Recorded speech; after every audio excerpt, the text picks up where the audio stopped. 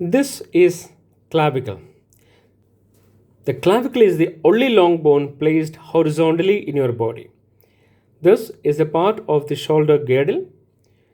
Since this is a horizontal bone, it has got a medial end, a lateral end, and a shaft. Unlike other long bones which have an upper end, lower end, and a shaft.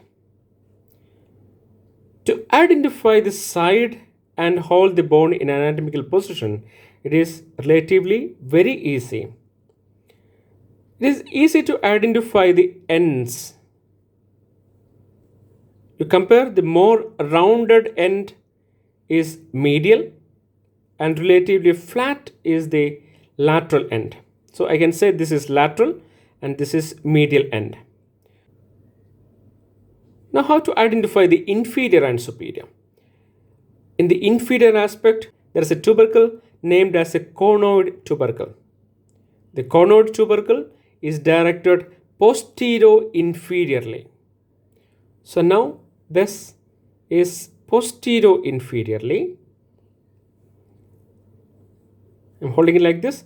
So this is medial, this is lateral, and this conoid tubercle is posterior-inferior. You cannot see that from that part. It is here. Look for this. This is the most easy tip to identify the position. So you put the conoid tubercle inferiorly and see the direction. So this is posterior inferior, this end is lateral end, this is medial end.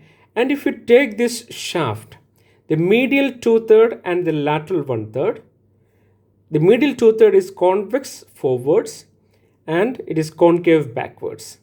The lateral 1/3 is concave forwards and convex backwards. The medial 2/3 has four surfaces: anterior, posterior, superior, inferior surface. The lateral is flattened so that it has only two surfaces, a superior and an inferior surface, and two borders, anterior and posterior border. Inferiorly, this is medial, lateral. Inferiorly, there is a conoid tubercle and there is a trapezoid ridge, which gives attachment to the coracoclavicular ligament. In the inferior surface of the medial 2/3 has a groove named as a subclavian groove. This subclavian groove gives attachment to a small rudimentary muscle named as a subclavius muscle. So as soon as I explained, I put this back in an anatomical position so that I don't get confused. This is the only long bone placed horizontally. This usually has a very little to nil marrow cavity.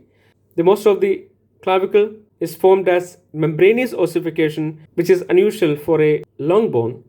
Almost all other long bones are formed by endochondral ossification. Sometimes this clavicle will be pierced by a subcutaneous nerve. To be specific, supraclavicular nerves sometimes will pierce through this clavicle, and it is subcutaneous throughout its length. These are a few peculiarities to be named. That's all about the clavicle.